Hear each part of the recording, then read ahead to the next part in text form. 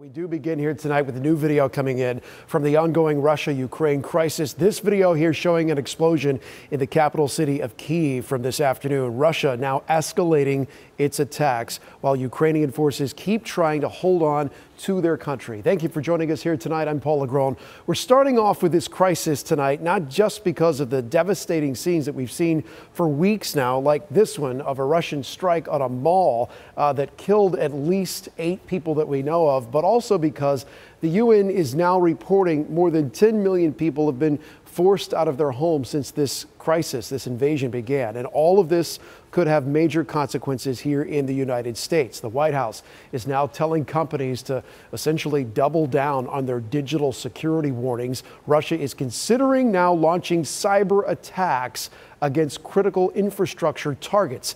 ABC Action News reporter Heather Lee tonight with what you should be doing right now to get ahead of this.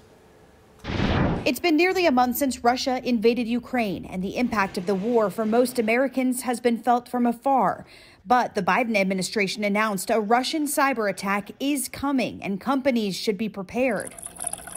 We've had one before when a water facility in Oldsmar was hacked and drinking water was poisoned. Fortunately, officials figured it out before that water made it to people's homes. They're all scouting, right? Every network around the world, especially here in the United States, from other countries.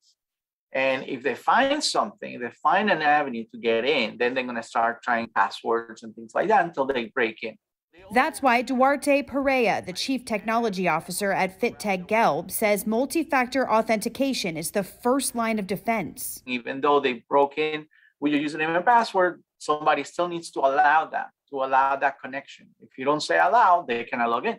He says businesses, cities, and counties are using multi-factor authentication too. He says they are likely limiting employee access to their systems, making sure the software and servers are up to date, and segregating their networks so they don't commingle. And he believes insurers may be what's pushing more companies to better invest in security. Before they used to ask, where are your servers? How many people? Now they ask, did you implement multi-factor authentication?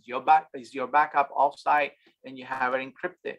I mean, they have a very detail-oriented now questionnaire that if somebody is applying or even renewing the cybersecurity insurance, they have to obey to their rules or to their minimum. There are ways to protect yourself too. Use multi-factor authentication when you can, whether that's for your social media accounts or email. Never use the same username or password for multiple websites, and keep your software and operating system updated.